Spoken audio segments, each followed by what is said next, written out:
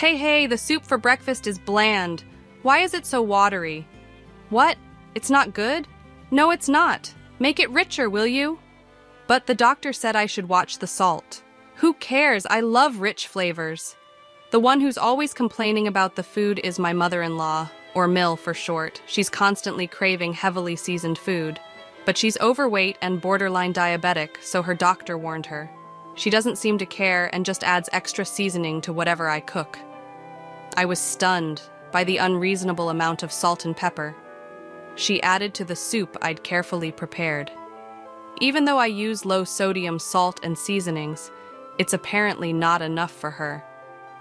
I keep thinking she's going to drop dead one of these days if she keeps this up. To be honest, I wouldn't be heartbroken if she did. Mill seems to live for giving me a hard time.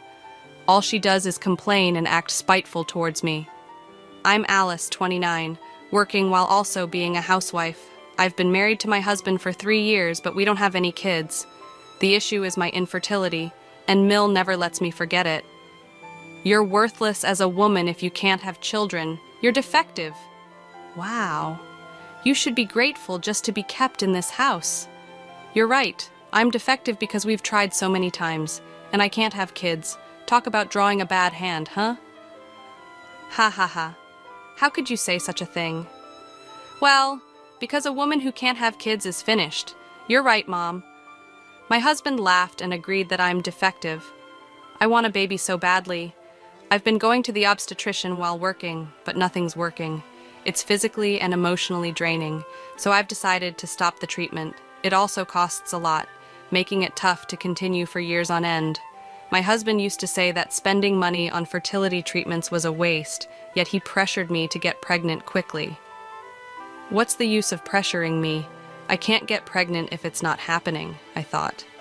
After stopping the treatments, I considered the idea of living happily ever after, just the two of us. But my mother-in-law hadn't given up on having a grandchild. To taunt me, she even bought diapers and showed them off. Look, I bought diapers. Excuse me? You'll need them eventually, ha ha ha. Aren't those a bit small for you to wear, Mill? Ha ha ha. Hey, these are for a baby. Can't you see that? Well, I wouldn't know. I'm the defective, faulty woman who can't have children. Ha ha ha. That's enough. Angry, my mother-in-law stormed off to her room. Thank God, I thought, already exhausted from work and not in the mood to deal with her snide comments any longer. She must really have nothing better to do than to make my life miserable. We had moved in with my in-laws after my father-in-law passed away a year ago. My mother-in-law was devastated then. Around the same time, she was warned by her doctor about her risk of diabetes. That's why we moved in. My husband wanted to be there for his mom. But despite her diabetes, she's fine. As long as she takes her medication and eats properly, there's nothing to worry about. Well, considering she neglects her meds and eats whatever she wants, her condition will probably get worse sooner or later. Even if that's the case, I really don't want to be the one to take care of my Mill. I'm still working and super busy. Taking care of in-laws in my 20s? No, thank you. The next day was my day off, so I was doing house chores. My mother-in-law, who usually just lounges around, eating snacks on the sofa, suddenly stood up and walked into my room. I didn't want her in there, but my hands were full, so I just let it be. I cleaned your room for you. Ha ha ha.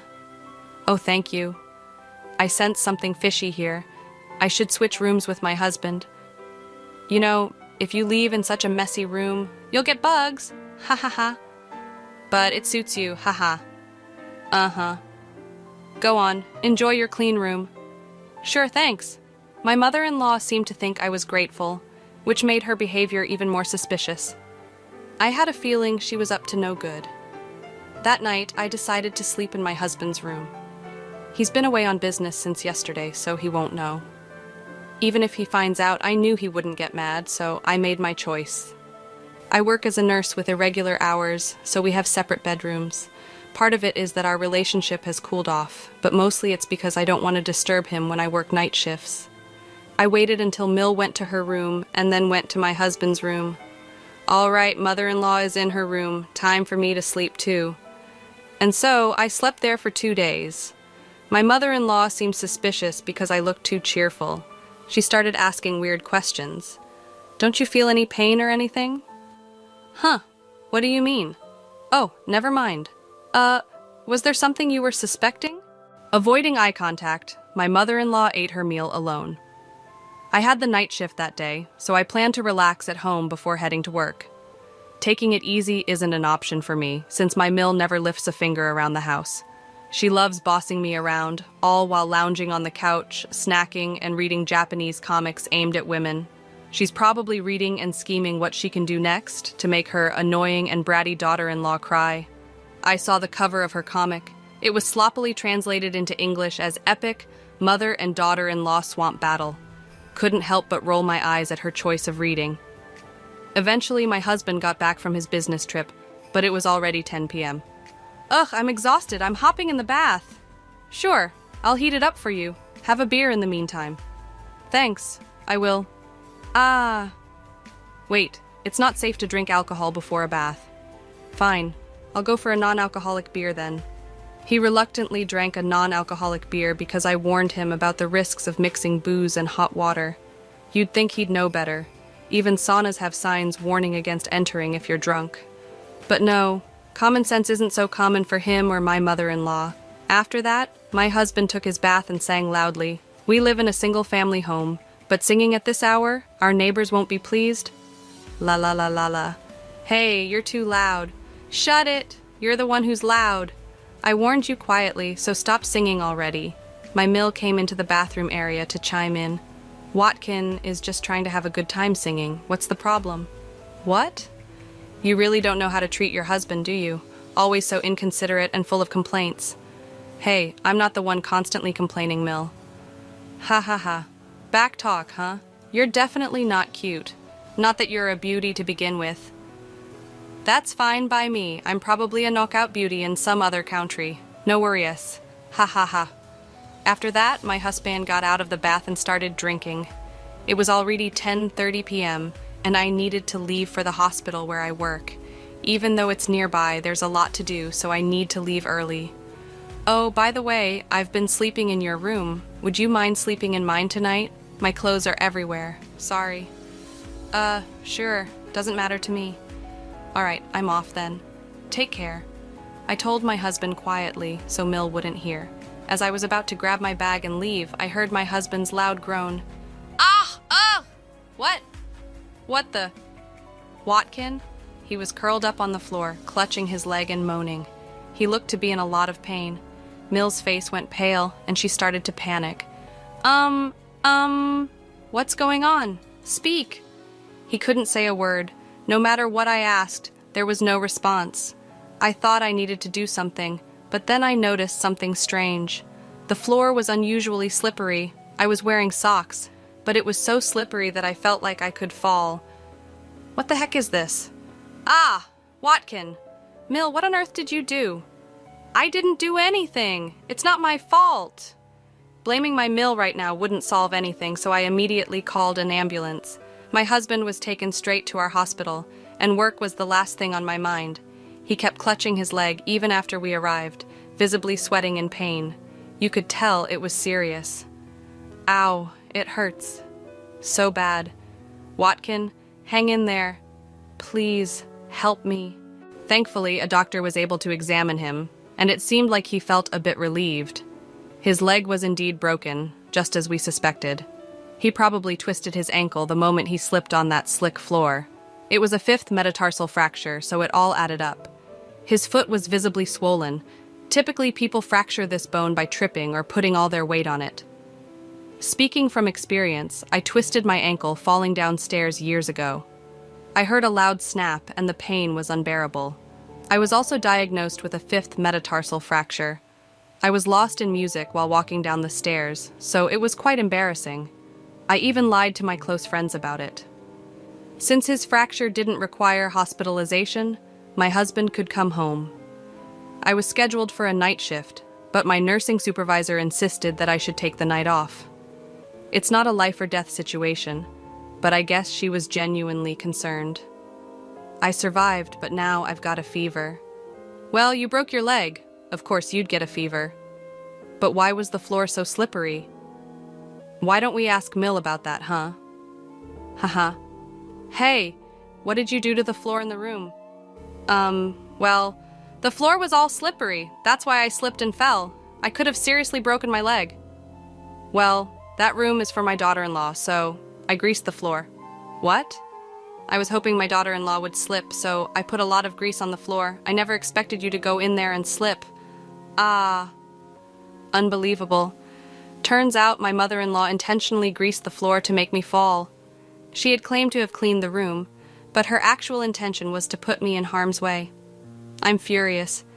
If I had entered that room, I might have broken my leg. No, breaking a leg would be the least of my worries. Hitting my head could have been fatal.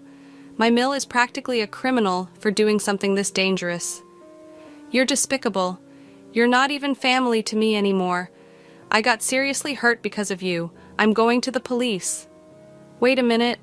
I didn't directly cause any harm, did I? Your wife is the one to blame. What? She told you to enter her room, didn't she? So this is all her fault. Shut up. That's not the point. You're getting arrested. My husband was furiously dialing the police. My Mill tried to snatch the phone away, but couldn't overpower him. Even with a broken leg, my husband was still stronger. He was desperately holding on to his phone, speaking to the police. I couldn't help but think that I'd rather be at work, maybe even at the hospital, than deal with this mess. Neighbors will eventually catch wind of this horrifying situation. Well, since she almost injured me too, maybe I should also consult the police. What? We don't know for sure, but she might be charged with attempted harm. Wait, no, I don't want to be taken to the police. Really? You knew the risks when you did this? Or did you think you could just erase me from this world?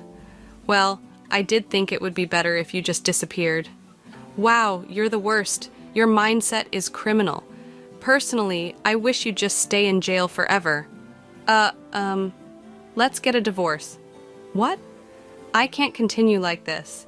If I stay in this house, you might actually erase me one day. I'm too scared to live with that. Plus, I can't stand your lack of morals anymore. Wait, don't say we'll divorce over this. Over this? You looked down on me, called me defective. Do you even know how much that hurts? I can live without you just fine. No, I need you. I was counting on your income. I even got a new car contract. What? I finally got the Toyota Century I've always wanted from Japan. I don't care anymore. I managed to clean the slimy floor and hastily packed my belongings into a bag.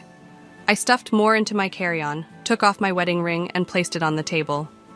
While rummaging through a shelf full of dishes, I thought about bringing the divorce papers. Ah, found it. The divorce papers you wrote before. What? Remember how you wrote that if I can't have a child within 2 years, we'd divorce? Thanks, I can't have children now, so let's divorce. You must feel relieved now. Wait, what about the loan for my Century? Who cares? I left the house and headed straight to the hospital. The compassionate charge nurse didn't probe when I showed up at the hospital. She seemed to sense I had my reasons. I'm a nurse, so I can support myself without relying on a husband. I wondered why I put up with being treated like a servant in that awful in-law family, enduring their snide comments. I started to feel like the whole situation was ridiculous, so I decided to focus solely on my job and stop dwelling on it. The next morning, I filed for divorce. He's now my ex-husband. Given the emotional pain he caused me, I consulted a lawyer about getting compensation. In the end, my ex-husband had to pay me, and I couldn't help but think, serves you right. Ever since the police got involved, it seems the neighbors have been giving my mother-in-law the cold shoulder. Because she blabbed about why my ex-husband broke his bone, everyone thinks she's a terrible parent. Understandably, my ex-husband no longer wants anything to do with her and seems to have kicked her out. Though there is some kind of survivor's benefit program, it doesn't pay much. She's been crying that living alone is impossible. She loves to eat, and because of her, our grocery bills were outrageous. So, living on just the survivor's benefit would mean a very modest lifestyle. As for my ex-husband, I don't care what happens to him anymore. He said something about taking out a car loan, but I have no idea what happened with that. I assumed he wouldn't be able to afford it on his salary. He took me for granted and thought I would contribute money too, which annoyed me so much. Even though he's not particularly wealthy, he's the type to buy a new car without thinking. Later, I started dating a doctor at the hospital, and 2 years after that we got married and were blessed with a child, which felt like a miracle after all I'd been through. From now on, I'm committed to doing my best for my family,